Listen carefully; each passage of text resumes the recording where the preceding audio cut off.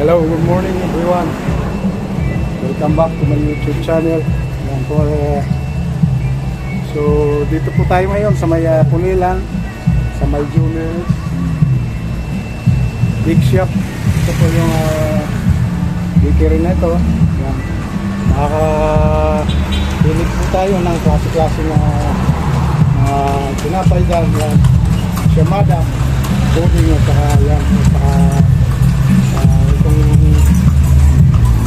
nilagyan po ng tuna ng palaman. Ang tawag dito kuya? Oh, dami pa, hangin cheese po. Ayan. Kasi may palaman na hampo ang palaman niya. Tapos crinkles na kupya. Eric, kuya, anong kuhan dito? Ayan. May palaman din ano? Hangin cheese din siya. Ayan po. Tapos to, ano lang po siya, plain na pamudya ko. Ayun. Bali magkano ganito nasa Ganito cup? po, 35 po. So yun po, ilang piraso po ito nasa cup? Bali, 6 pieces. So ito po, 6 pieces po yung nasa cup, 35 pesos po nga yun. May palaman din po yung ayan po, parang donut lang, donut style. Yan, mayroon po silang mga donut dito, yan, klase Spanish. Po, may mga palaman po. Yan. So, mga idol, dito nyo lang po matatagpuan yan sa pwesto ni Kuya John. Yan, dito po sa may Pulilan Road. Yan, masahe po ito manggagaling. Kung papunta po tayo sa may right side, papuntang Baliwag at saka dito naman papuntang Tabang. So yan po ang pwesto na ito. Big shop ni Kuya Jomels. Yan. Hindi man kalakihan ang kanyang pwesto pero talagang sadyain niyo po sa experience nyo naman at ma-challenge kayo sa kanyang ginawang tinapay. Tiyak na babalik-balikan yung mga lasa nito. Kung saan man po yung pagbibiker, kumusta naman? Medyo ano po, masarap naman ito. Ayan. Lalo kung ano, gusto mo naman yung ginagawa. Ayan. Yung pinakadabas ko. So, ito po yung Bakit pwesto ako, nito. pag dinayo nila nangingiti iba. Ayan. So ito yung mga panlaban ni Kuya kumpara doon sa mga ibang mga bakery, ano? Ayan. Talagang ng mga hanap-hanapin at babalik-balikan mo pag natikman mo yung kanyang mga panindang tinapay. Ayan. Ito, ubi ano Kuya? Pag ano po, Ayan, yung mga kuwan. Ito, babayan po. bayan, ang tawag dyan. Nasa ilalim po, ito makuhan. Sa mga kabayan natin, mahilig sa ganitong mga pagkain.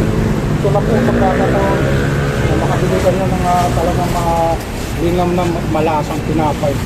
Dito nyo lang matatagpuan ng mga tinapay nito kay Kuya Jomel sa Pulilan po. So, 6 pesos ang may 7 pesos ang bawat isa nito. 12 pesos po. So, bali nagdagdag lang ng 2 pesos. Parang 5 pesos mga araw. Kasi yung sugar at saka mga ingredients, ay na nagtaas na rin ano. Kaya konting-konti lang talaga ang pinatutuloy. Para na rin naman napapuno naman doon sa konting-konti lang tinatong 2 pesos. Hindi na masyado mabigat para sa ating mga customer. So, isa lang ang baker mo ngayon, ano? Opo. Ayan. Taga saan si Kuya? Ayan kalumpit pa. Lumpit pa lang galing. Matagal na po ito kayo. Ay ano, dati yung kasama. Boto naman sa... Pero sa mga idol, gusto nyo mag-apply dito. Ayun po, nangangailangan po si Kuya Jomels ng isang baker din. Isa o dalawa. Sa ngayon po, mga isang buong. Ayun, sa isang buwan, ano? Sa mga pandesal lang naman. Ayun, yung mga nagagawa ng pandesal, ano? So, sa mga interesado na walang ano dyan, mapasukan pa, ito na po ang pagkakataon nyo makakita ng trabaho dito sa huli. Ay Kuya Jomels Big Shop. Ayan. Pwede po kayo mag-apply dito. At siguradong kung talaga marunong kayo sa trabaho Big Shop, siyempre wala na pag-alinlangan, tanggap na kayo bagay. Siyempre susubukin din, di ba? O kung talaga ang baker din, meron pa sa tabay na papagsap lang. Kaya maraming salamat.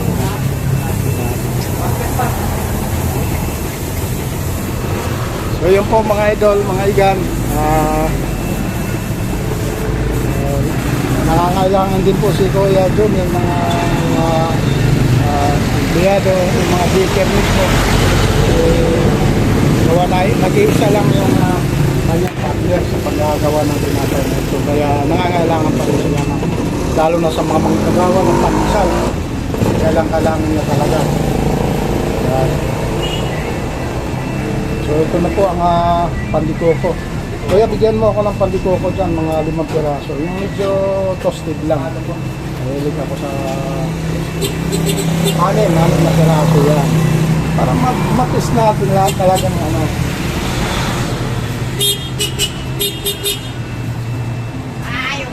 Medyo sunog lang.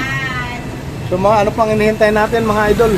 Ito na po ang pagkakataon masumpungan natin o ma-challenge, ma-experience ang kanyang mga lupang tinapay. Yan.